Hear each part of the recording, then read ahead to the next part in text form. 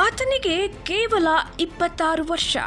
ಆದರೆ ಇವನಿಗೆ ಪಕ್ಕದ ಮನೆಯ 2 ಮಕ್ಕಳ ತಾಯಿ ಜೊತೆಗೆ ಸಲುಕೆ ಬೆಳೆದಿದೆ. ಇಬ್ಬರ ಆತ್ಮೀಯತೆ ಪ್ರೀತಿಗೆ ತಿರುಗಿತ್ತು.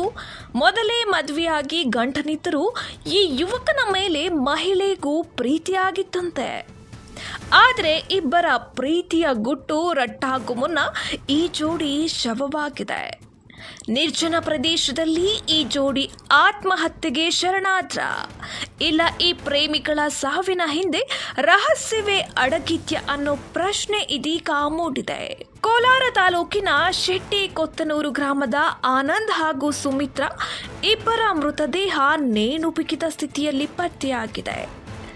ಒಂದೇ ಗ್ರಾಮದ ಅಕ್ಕಪಕ್ಕದ ನಿವಾಸಿಗಳಾದ ಇವರಿಬ್ಬರೂ ಕೂಡ ಪ್ರೀತಿಯಲ್ಲಿ ಬಿದ್ದಿದ್ರಂತೆ. ಆದರೆ ದುರಂತ ಎನ್ನುವಂತೆ ಊರ ಹೊರಭಾಗದಲ್ಲೇ ಇಬ್ಬರ ಶವ ಪತ್ತೆಯಾಗಿದ್ದು ನಾನಾ ಅನುಮಾನಕ್ಕೆ ಎಡೆ ಮಾಡಿಕೊಟ್ಟಿದೆ. ಇಬ್ಬರು ಮಕ್ಕಳ ತಾಯಿ ಸುಮಿತ್ರಾ ಜೊತೆ ಆನಂದ್ ಪ್ರೀತಿಯಲ್ಲಿ ಬಿದ್ದಿದ್ದಂತೆ.